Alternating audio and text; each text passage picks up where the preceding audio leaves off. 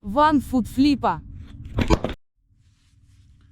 Hi, Paige here, the 1-foot flipper. How's everybody doing this week? I am in the middle of my second day of finally being able to be full-time in a functional basement reselling environment that's been fixed from the nightmare that it was before. I still don't have my shipping area down here, and there is still some death pile mess, but it is now 100% functional.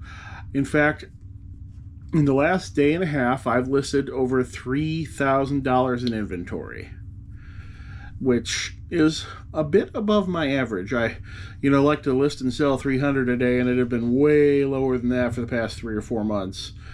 But yeah, I am just firing on all cylinders. I keep finding more and more inventory I've forgotten about that never got listed, things from old bulk buys, things that I thought, oh, I'll keep that because I'll play this war game someday. Years went by, I didn't play it, so obviously I don't need to keep it. I think I'm turning into an old man too. I found $2,000 in cash that I had just forgotten about. Now, I'm not a weirdo who hides cash around the house. What it was is, months ago, I had taken money out of the bank to have enough cash on hand to buy a vehicle. And I stuck some of it one place and some of it another place. And over time, I ended up paying out various expenses out of that money because it took me months to find a vehicle. I was paying the people I get products from with it. And, my wife's like, oh, I need some money, and giving her money that way. And just by the time we bought the vehicle and we're done, I had just completely forgotten about the other $2,000 I had stuck someplace else. I just assumed we had spent through the money, and then I found it today. But don't go coming for me. We already put it back in the bank, so it's not here anymore. Let's see. I want to give a shout out to Norm. Also, I am turning into an old man because I have trouble reading some of this stuff on the iPhone at a distance now. Norm bought a pair of Death Pile monsters, both the Classic and the Q4 Death Pile monsters.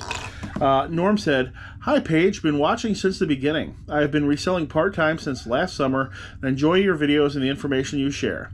As someone who works nights, I don't give my eBay store the attention it needs, but I'm slowly combing through and fixing or eliminating my mistakes and not so good choices bit by bit. Buying both of these Death Pile monsters to support you and as some motivation for myself as they will be sitting on my death pile. I appreciate what you do, Norm." Hey, thanks, Norm. I appreciate what you do as well. There'll be a link to Norm's store down in the description. I finally actually got contacted by a legitimate sponsor. So far, every sponsor I've ever been contacted by has either been wanting to give me $20 or $30 worth of some garbage Amazon product in exchange for being able to place ads on my channel. It doesn't even say in my videos, on my channel. Not sure exactly what that means. And none of the stuff has had anything to do with my channel. And then I've had several now of the channel hijack attempts where they're really just trying to steal your channel from you. But yesterday, I got contacted by Vendu, an actual legitimate sponsor. I have not contacted them back yet because the only problem is that I'm not a big fan of cross-listing. I say it in my videos that I don't cross-list, so I'm not sure what or if I'm going to respond to them or what I'm going to do about that. I did exchange a few messages with ADH Dave about it since he is sponsored by Vendu, and he said to get in contact with him and talk with him a little bit more about it. So maybe I'll do that because I don't want to sponsor anything that I wouldn't actually use myself. So I guess if you do see me sponsoring Vendu in the future, it means that I did decide to use it myself. All right, nothing to picture here because it's all boxed up and gone, but I sold $100 worth of wooden stamp lots to the same customer. Got it all in one box and out of here. Space-wise, I think that was half the stamps I have left, so I am just thrilled at that. All in one. I sold a craft gourd for $12.99. I'll put a picture up because they all look the same as far as you're concerned. And I sold a Nintendo Power magazine for $5.47. Now that is an area of items that has fallen significantly in price in the last couple of years. I think it was my last issue or one of my last issues, but I was getting $12 to $18 per Nintendo Power issue 2 years ago. I'm sure since I got those from a friend, and I tended to pay up more to friends back then than I do now, I probably paid more than $5.47 for that issue. So just goes to show you, prices on anything can change. Prices do not always go up. I sold this set of cocktail skewers. I'll just put a picture up because I wasn't going to set them back up again on this table over here for, I believe it was $29.99. I didn't write it down here on my note sheet like I should have. What else? Sold a record album, Epitaph, Outside the Law, $9.99. If you were watching last episode, you saw that my wife found a stack of wargaming planes, and the one that we showed in the video sold. $69.99. The other 5 or 6 of them are all listed, but they have not sold yet. So I don't know if I doubt it sold because it was in the video, because I also placed a picture of that same one in the wargaming group to identify what game the planes are from. And I think that photo is what generated interest in that listing, not any of you guys. I would be amazed if I have one viewer who plays, World War I airplane war games. It's statistically unlikely. I sold this tablecloth style hex map. It has 2-inch hexes on it. You just put it over the entire table, and then you either have a real hexy table, or you can play any of those games that want to have 2-inch hexes for your tanks, your fighters, or miniatures, or whatever it's going to be. Pure Prairie League CD, autographed, $8.99. Looks like it's autographed by more than one person, too. Obviously not a very valuable autograph there. Sold a Moby Grape CD as well, $6.74. It's across the room, but I just forgot to bring it over here.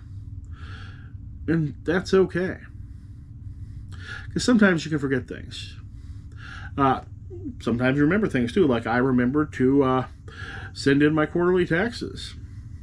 Although we might be owing a lot less of them since my wife's hospital visit is going to max out her out-of-pocket for this year. And I think the way taxes work, we get to deduct that. I'm not exactly sure. You guys who know more about that, let me know in the comments. All right, let's go on to the next segment. So my death pile just keeps on giving. I am just drowning in Warhammer miniatures right now. Vehicles. More of them.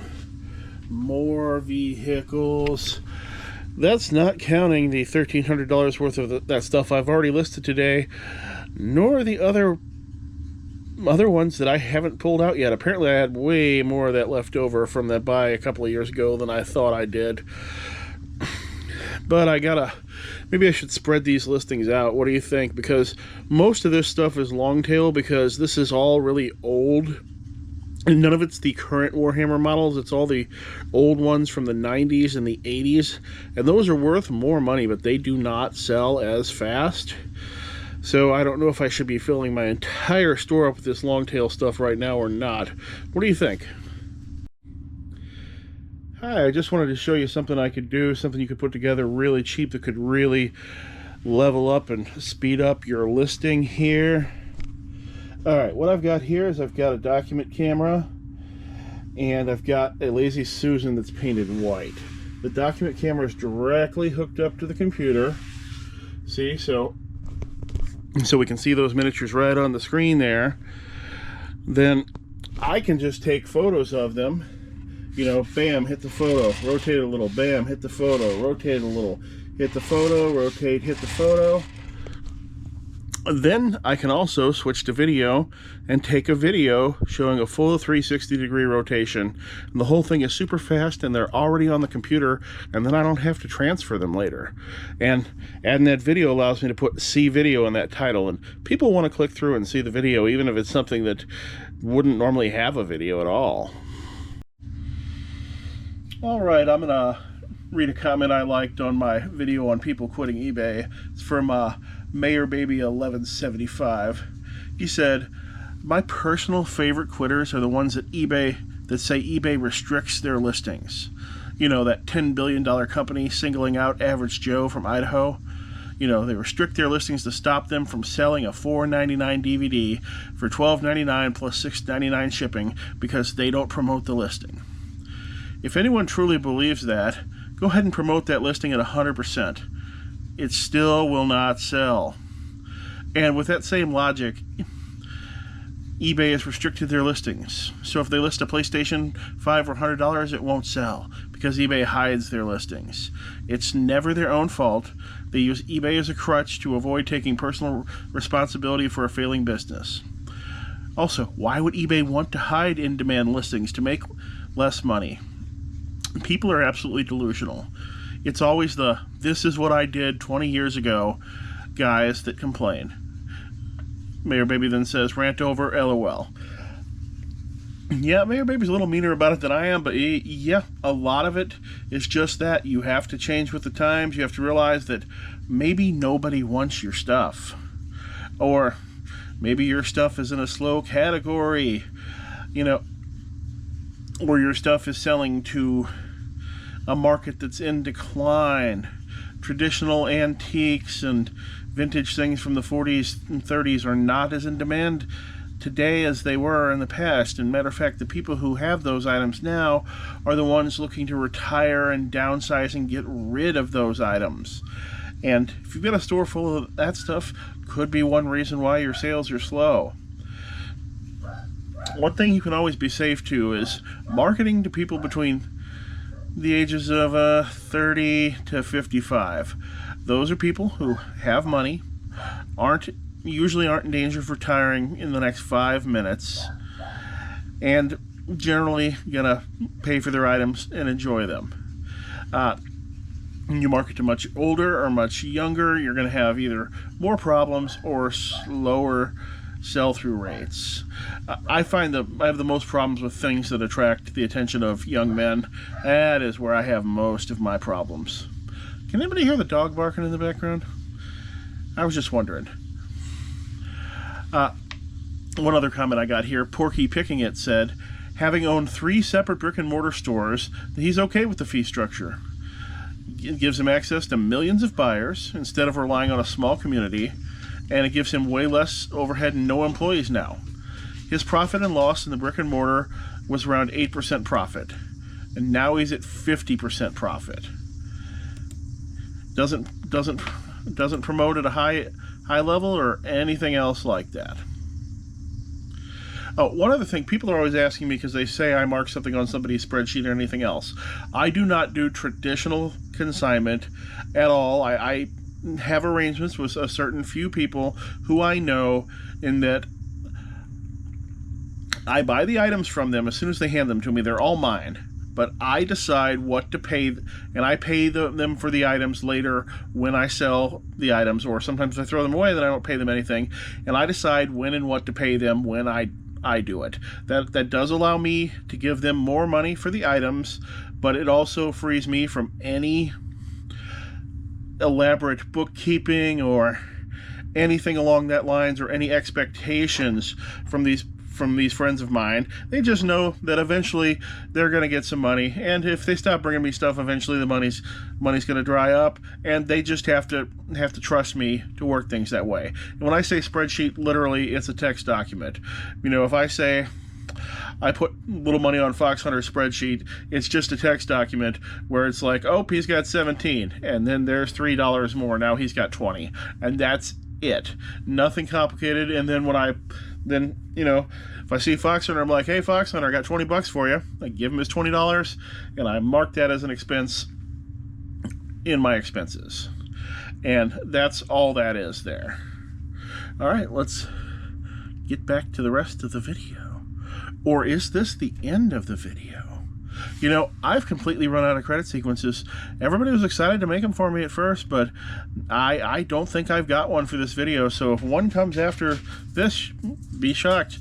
Why don't you tell all those guys hanging out behind the 7-Eleven to do some credit sequences for me? I could really use them. Thanks. Hope to see you again soon. Look at who we found at the flea market. Paige. And it's a peekaboo. Let's see how much he wants for it. How much are your plushes? That one, $2. We All right. different prices. So. $2 on this one. Thank you. Need a bag? No bag, thanks. Thank you. Now the question is, how long will he take to sell and how much will he sell for? Stay tuned.